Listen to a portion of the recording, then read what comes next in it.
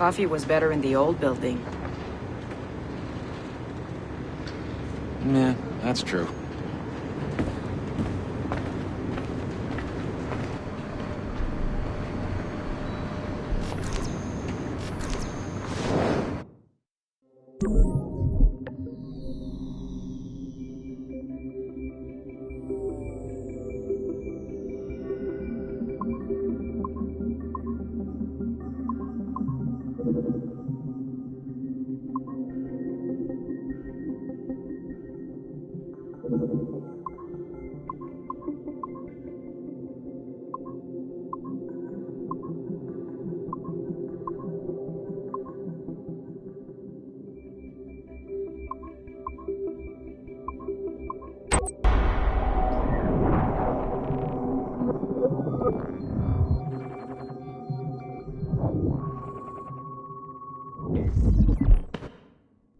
Our initial reports gave us hope that Enzio Auditore would serve as an ideal candidate for future Abstergo projects.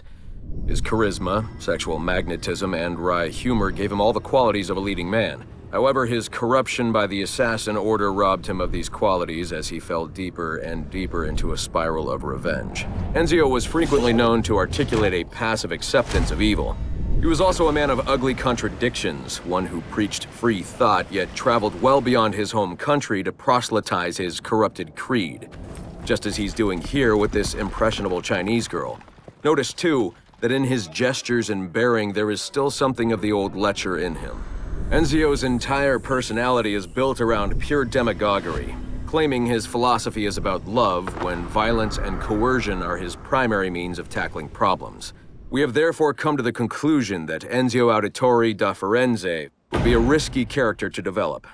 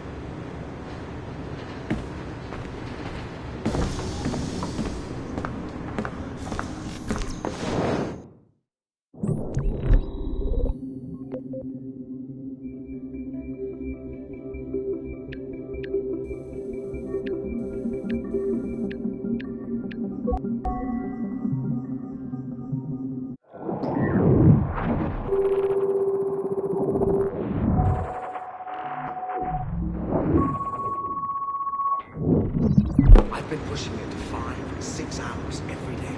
Man. That's enough to trigger a bleeding event, man. We need to be cautious. Hey.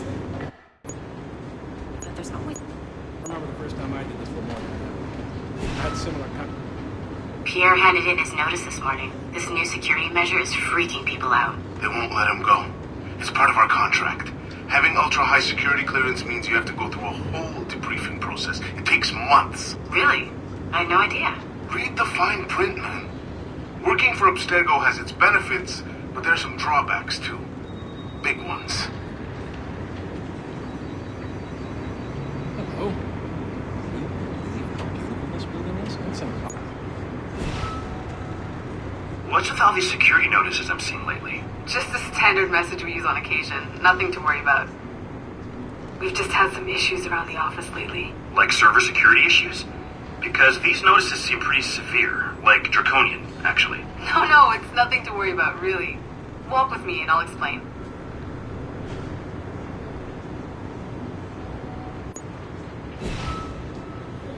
Hey, thanks for sharing the White Whale data with me. I was able to track it down myself. No problem, man.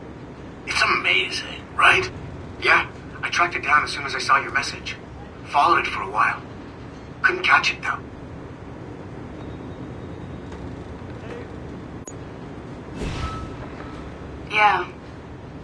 Yeah. He was killed. Shot in the chest multiple times. No, that shouldn't be a problem. We collected more than enough data. We'll know soon enough.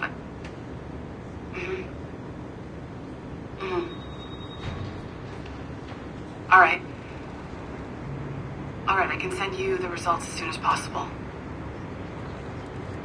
Okay. Any word on Olivier? Damn it. God, I'm worried sick. Yeah. All right. Thanks, Letitia. Bye.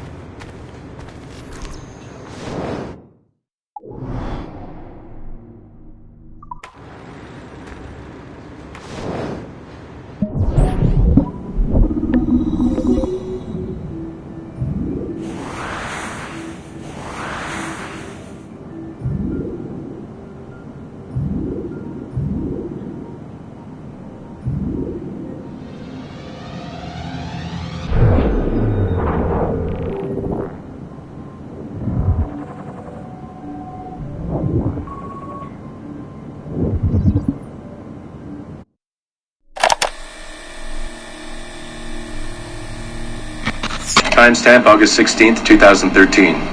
The following audio clips were selected from over 160 hours of reel-to-reel tape found in the residence of the late Dr. Warren Vidic following his murder in December 2012.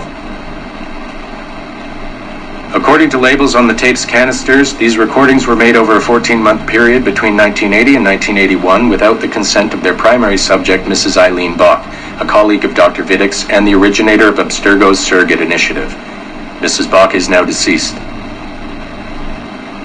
It should be stated unequivocally that Dr. Vidic made these recordings illegally and of his own volition using wiretaps and hidden microphones. Abstergo Industries had no knowledge of his actions and disavows any responsibility for them.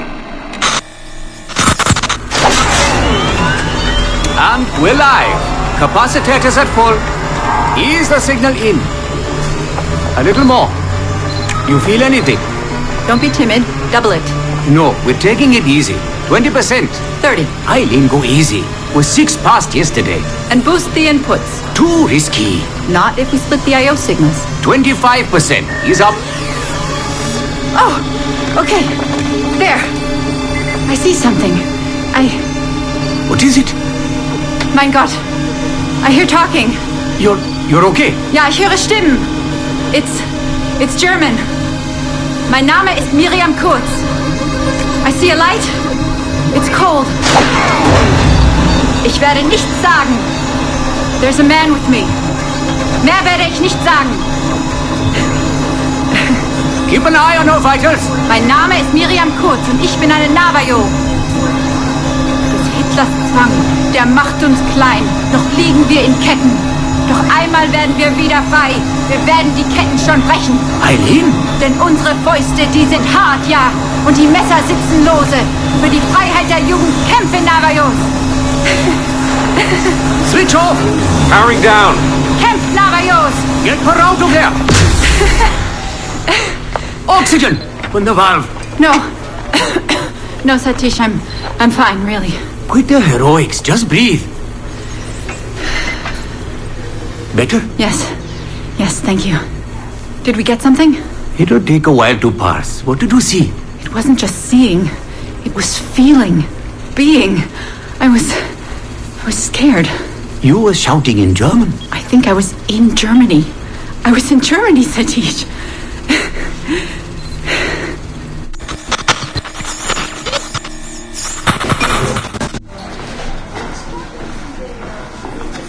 Good morning. Well rested?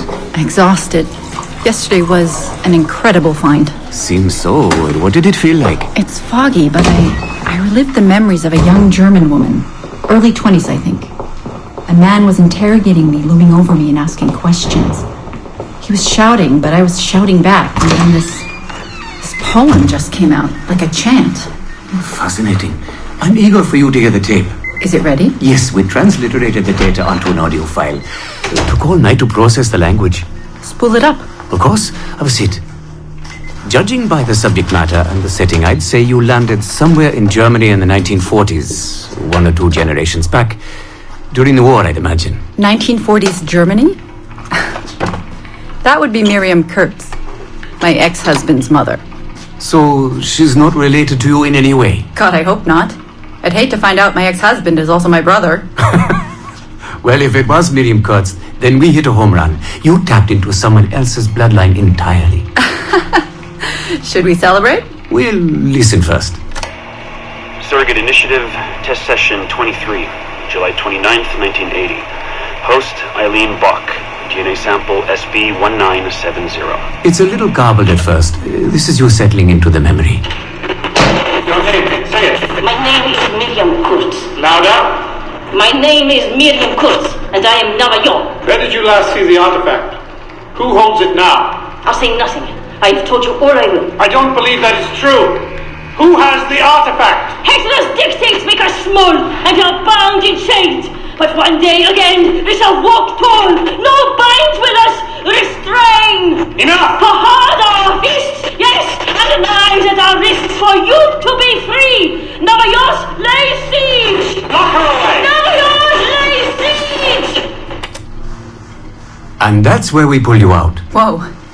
What would it take to get a visual render of all that? Months, unfortunately. It took 13 hours just to process the audio. Visual takes much longer. But Vidic is able to record audio and visual in real time. How does he do it? His subjects are exploring their own genetic memories. That requires much less processing power. Hold on, sorry. Eileen here. Hello. You have 10 o'clock in Lillian's office. It's 10:13 now. Oh, shit. I'm sorry. Tell her I'll be right there. And tell her we have some good news. No problem. You in trouble? The monthly progress report. I'm trying to be honest about our progress, but no matter how much I polish our facts, Warren Vidic swoops in, promising the moon for pennies, and gets 10 times the funding for his Animus project. Well, we are using his Animus technology. He's the foundation. We are the skyscraper. Which is why he should be a tech lead, not a project director. Good work, Satish.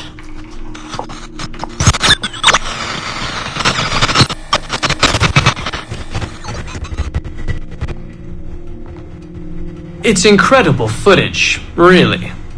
Clear and vivid. And the subject was synced for a full 62 minutes. Came out speaking French after his last session. Passably fluent. And with full recall of everything he'd gone through. Sorry I'm late. I was reviewing some data. It's fine. Warren was just telling me about his first subject, Mr. No names. Call him Subject 1. Confidentiality. And how about you, Eileen? What's your good news? Well, we did it. We synced with an unembedded memory outside the bloodline. That's a first. Really? Satish was able to process the audio today. A short clip. You can hear it for yourself. Only audio? No real-time memory feeds like Vidic has? Well, that's the difficulty with surrogate genetic memory data. Because I'm viewing memories not embedded in my own DNA, we can't rely on my cognitive faculties to help me process the signal. All we can do is record the raw data and transliterate it later. Hold on. You're running this experiment on yourself? I am. It's going well. I don't like the sound of that. Look, the sample I'm using, the DNA comes from my own son. It's safer this way. Ah, good thinking. 50% of my son's DNA is also mine, which reduces the danger by a huge margin. Meaning, I can now explore the memories of people who aren't directly related to me on his father's side. But for brief periods of time, I imagine. Right. Just a minute or two so far, but we're getting there. Come by the lab and listen for yourself. I will, when I have a moment. Unfortunately, work beckons. Ladies? That man is colder than a San Francisco summer. Stay focused, Eileen. You both have important work to do. Obviously. But my work requires his Animus technology. I feel a little caged in. That's collaboration, Eileen. It's how science works. I shouldn't have to remind you. I know. I'm just tired. Stop by and see us today. We have a lot to share. If not today, then this week sometime. Thank you.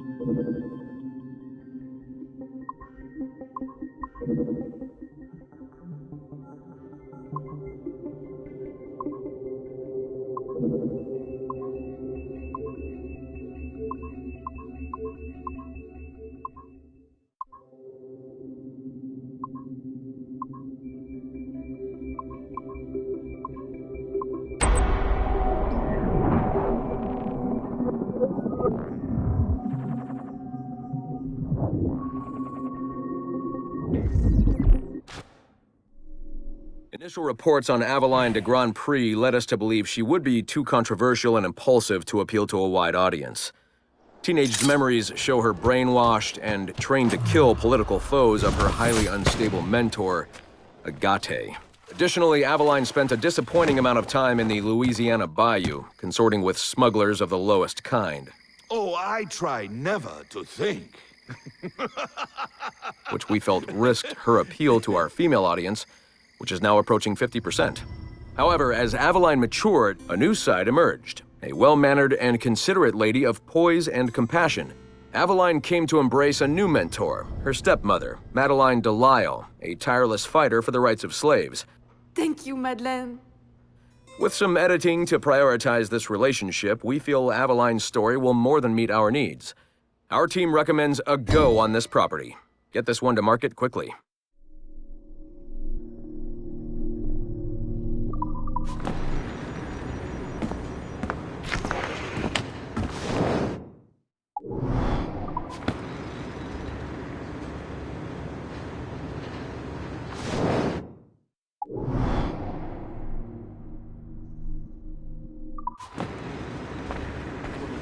See if it needs checking out.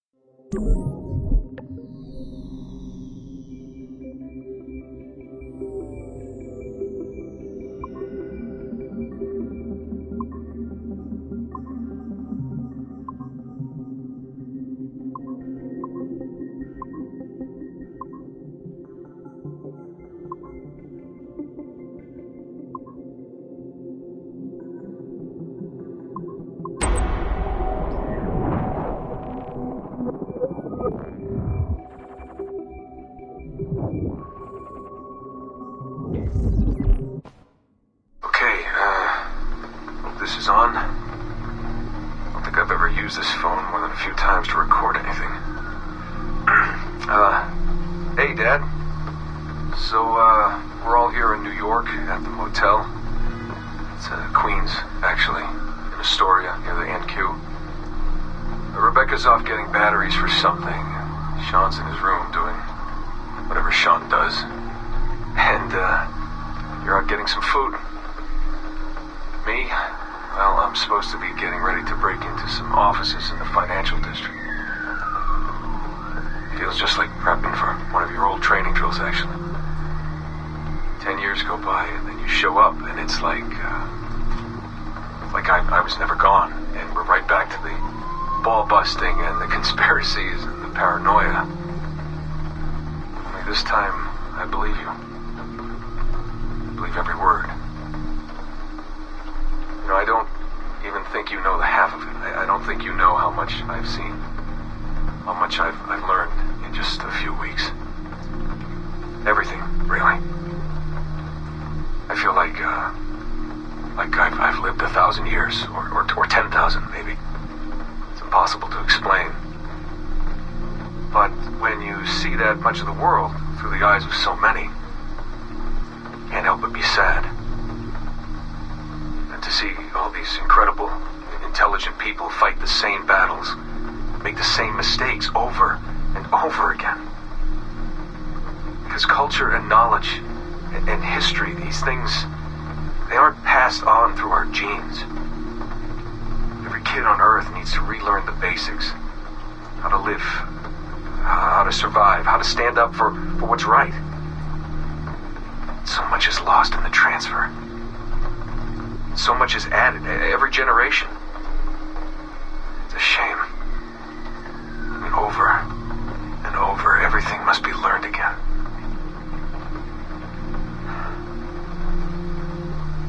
I met Clay, Dad. Clay Gesmeric, in the Animus. I knew him by his Abstergo handle, Subject 16. My predecessor. And he showed me things. He passed them to me just before he died. Or got deleted or whatever. Everything he'd learned, everything he'd seen. God, how do I talk about this? So, guess you trained him. After I left, he really looked up to you, and now that I've seen through his eyes, I think I understand why. I'm glad you had him around, even if I wasn't there. The things he showed me. Unbelievable things. And I never... Shit. Alright, I'll back in a second.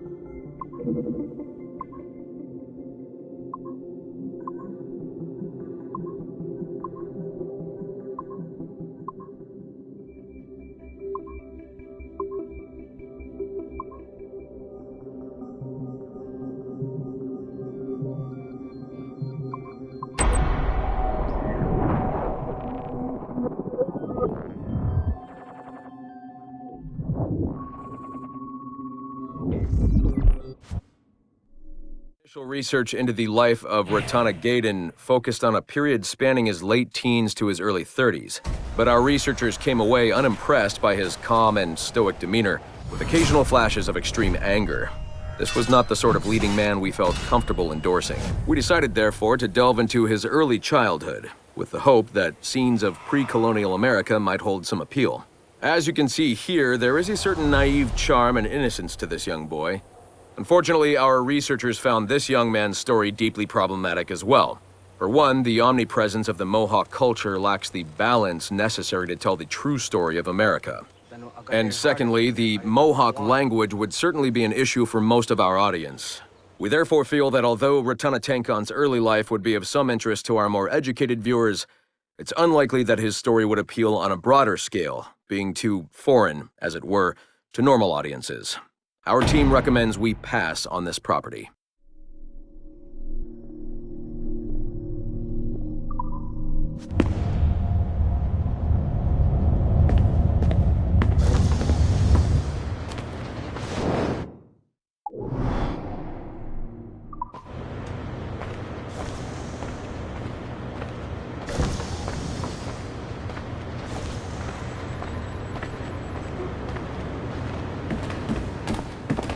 I remember the first time I did this for more than an hour. I had similar kinds of effects from the enemies. Just, if it happens again, have a word with Melanie and see if it needs checking out.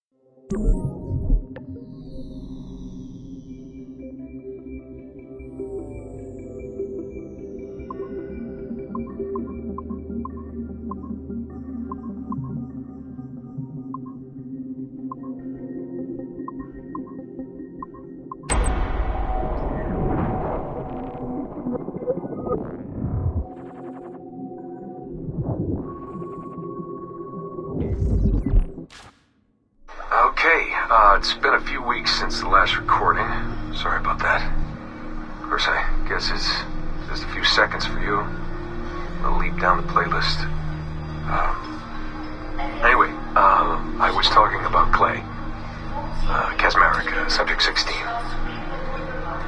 So, when I fell into a coma back in Italy and woke up in the Animus Black Room, it was, so calming. It felt like I had woken up into a dream.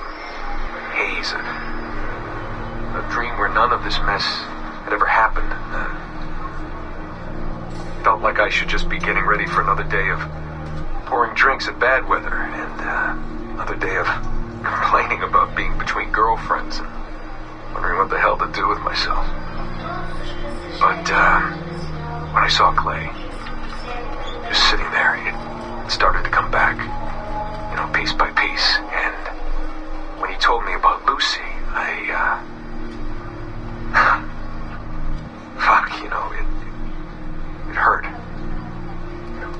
realizing that I killed her. Without thinking or feeling anything. Not at the time, anyway. Well, then, things just kept piling on. There were more memories of Ezio and Altair and the first civilization. And then, right before he vanished, Clay passed on his memories to me. He showed me everything he had seen and lived through, and it was brief, but overwhelming. Not really sure how to explain. He saw glimpses of Adam and Eve and their escape from slavery. He saw the beginning and the end of the war between the first Civ and humans. He saw Minerva, Juno, and Tinia trying to work out their calculations. At least that's what they called them. They had these tools, these powerful machines that could predict possible futures. Not what was going to happen, but what could happen. Probabilities.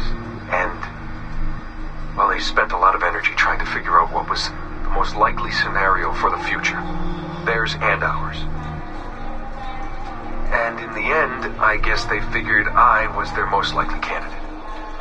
Some guy named Desmond living at the beginning of the 21st century of the Common Era. But which Desmond was the right one? Because, you see, probability is a weird thing. It can branch out in so many ways. Which version of me did they need? Was it the Desmond who got married early and had a son? One who stayed single in New York? Or was it the Desmond who moved to San Francisco to be a waiter? Maybe it was the Desmond who worked at an auto body shop in Chicago, or maybe it was the me who never ran away from his parents in the first place. First Civ had countless variations to choose from, but in the end, the lucky one was me. I'm the Desmond their best calculations spit out. I'm the Desmond they left their messages for, and I guess I have to live with that honor. What an honor. Pretty tired. There'll be more later. Ciao.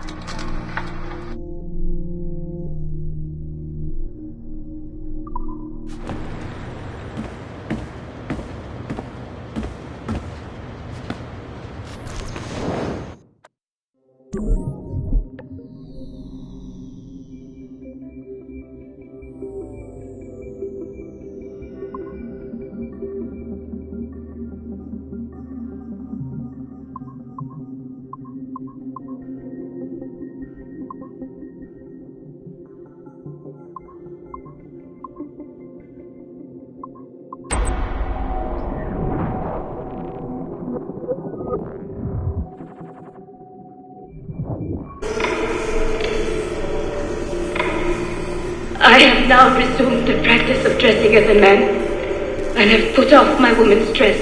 Why did you take it? Who made you take it? I took it of my own free will, with no constraint. I prefer a man's dress to a woman's. You made an oath, Jeanne. You swore to never again dress as a man.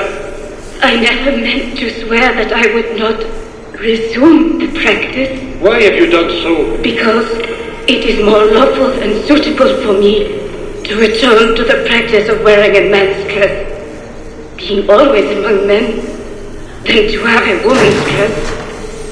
I have resumed it because a promise made to me has not been. How is he? Hour 3, doing well. Are we still in 18th century Hungary? No.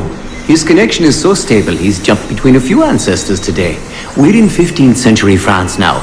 Turns out he's related to one of Joan of Arc's executioners. Surprise. Eileen, yesterday Vidic asked me to help him work out some of the bugs in his audiovisual renderer, and I told him... No. Come on, Satish, not you. It wouldn't be permanent. A few months at most. Months?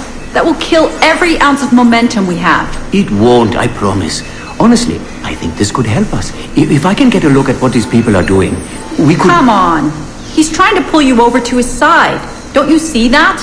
He's luring you with quick victory and prestige. That's not what this is about, honestly. I need to get back to work. Eileen, I'm sorry. Do what you must. I'll survive.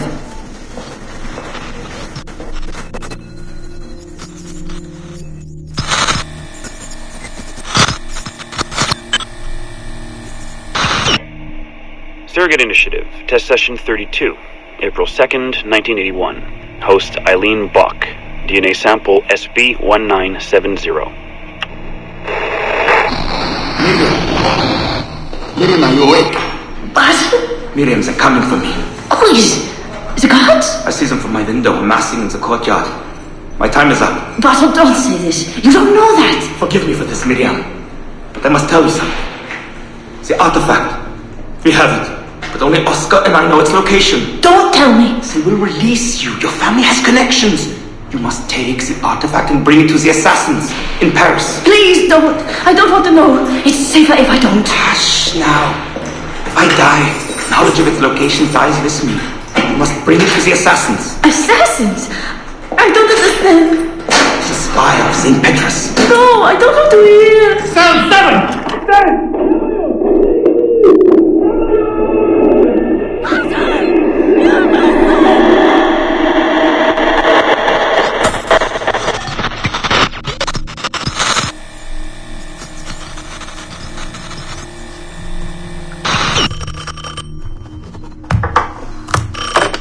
Hello? Eileen, hi. It's Carl. Carl, I know it's you. Sorry, you just sound exhausted.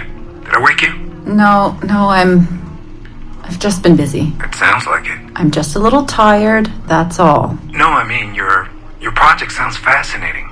Your colleague, Dr. Warren Vidic, he called me recently and he told me what you've been up to. He what? Warren? Yeah, he told us about your research, memories, ancestry, all of that. He even asked if we'd be willing to come in and... No! Jesus, no! What the hell is he doing? Eileen, it's okay. We signed some papers, non-disclosure stuff. No! He's trying to fuck me over! Damn it! Eileen, we just talked about my mother, just like you and I did. World War II. That's all. It's the artifact. The what? Carl, if he calls you again, you tell him you work through me, okay? That's it. Vidic has been a pain in my ass for years, and I don't need him getting all the glory for my 2 years of hard work. All right. So how should I go about this? I mean, the wheels are in motion. I don't know. Just go through me if he contacts you again. Please? All right. You'll do that? Of course. Yes. Thank you, Carl. I'm sorry I was short with you. I've just been exhausted. That's all. It's all right, hon. Just take care of yourself.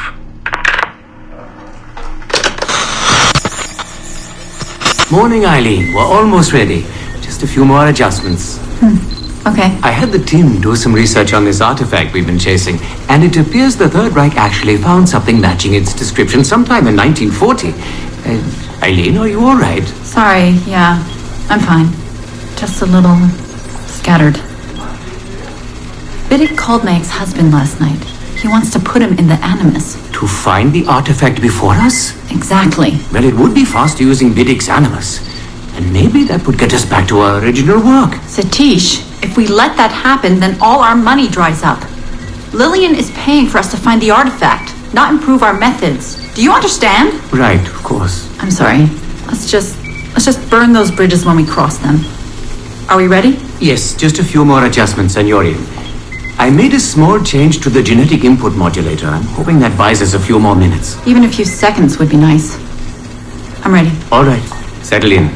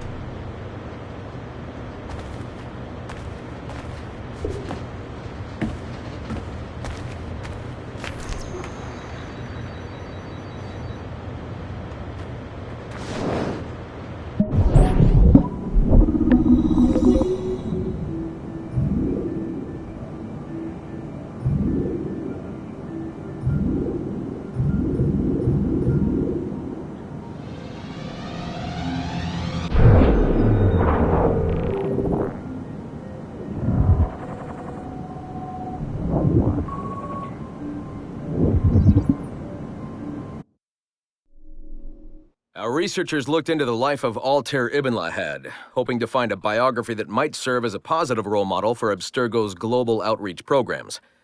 Unfortunately, this renegade assassin proved to be no such thing.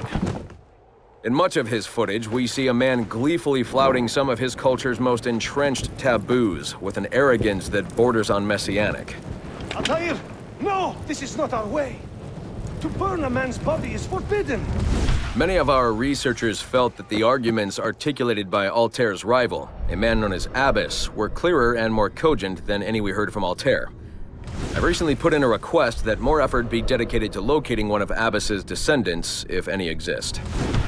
It's clear to us that Altair's transgressions were the primary motivation behind the ultimate dissolution of his despicable order by the middle of the 13th century. We therefore strongly recommend a pass on this property, in favor of a more agreeable and inspiring figure from this era.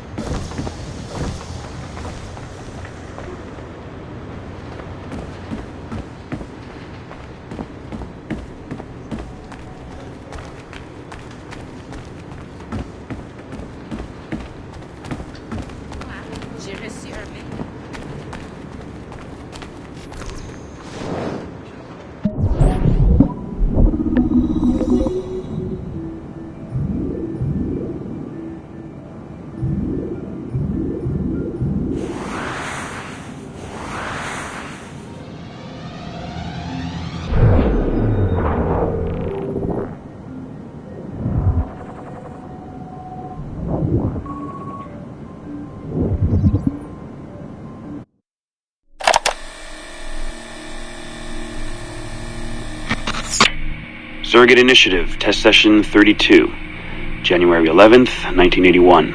Host Eileen Bach, DNA sample SB1970.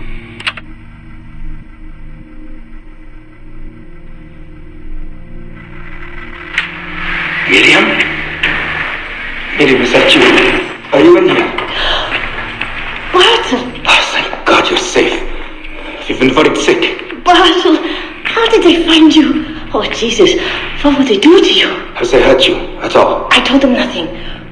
All they do every day is ask about you and that artifact. But I didn't tell them anything. Nothing. I know you didn't, Miriam. But how are you? You aren't hurt? Not badly, no. I'm fine. Good.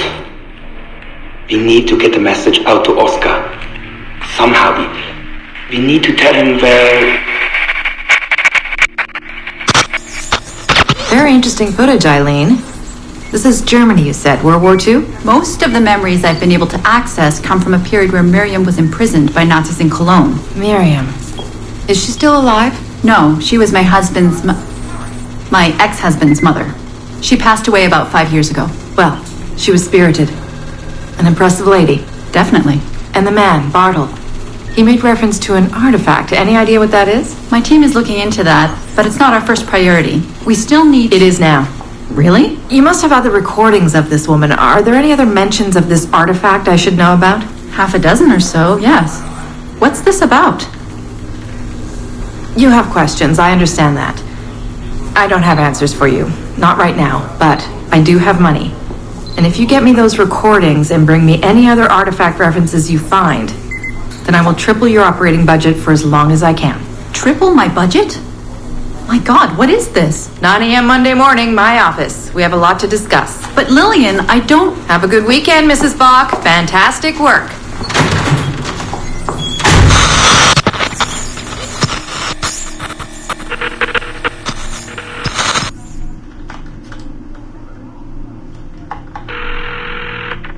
Hello, this is Carl. Hi, it's Eileen. Hey, how are you? Good. Busy. Cold. The winter's been terrible. Seamus won't like that. The weather's been mild out here. Well, he's only coming for a month. He'll live. And I'll be so busy he won't have to worry about his mother bothering him.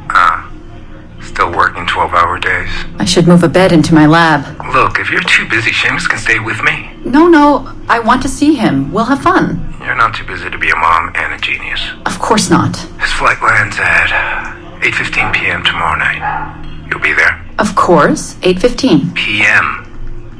Let him know you'll be there. Thanks, Carl. I need to run. I'm sorry. Take care. You too.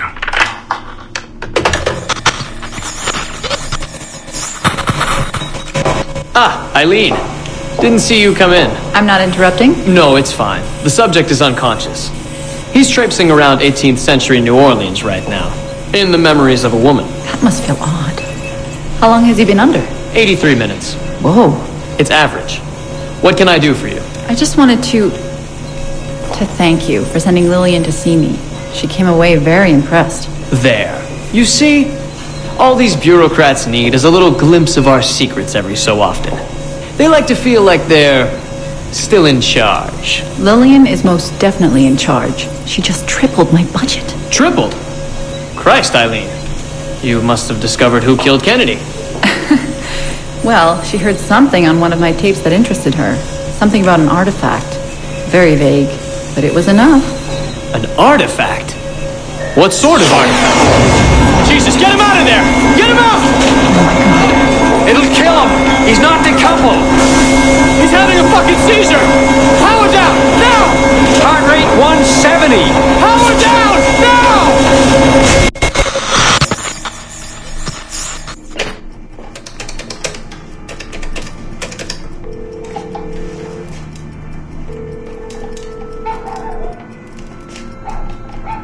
Eileen, Warren here. I was all ready to apologize for the late call, but you seem to be away. Maybe with your son. Listen, since the unfortunate incident with Subject 1, there's been a lot of dire talk around the office about my Animus project. About shutting it down. About it being unsafe. Typical top brass bullshit. And if they shut me down, then your surrogate initiative goes away too. I'm sure you're already well aware of that. Well, let me be the first to reassure you. This will not happen. I will not let them take this from me. From us. I will not let one death of an undiagnosed epileptic, I should add. I will not let this destroy the decades of incredible research done by our predecessors. And the 5 years I've spent perfecting the Animus. There's still more work to be done. And countless rewards to be reaped. So I wanted you to be the first to know. I have decided to volunteer myself as my second subject. I am convinced that the Animus is perfectly safe, provided I stay within the boundaries of my own ancestral bloodline. Next week, I plan to prove this by staying a full 4 hours in the Animus.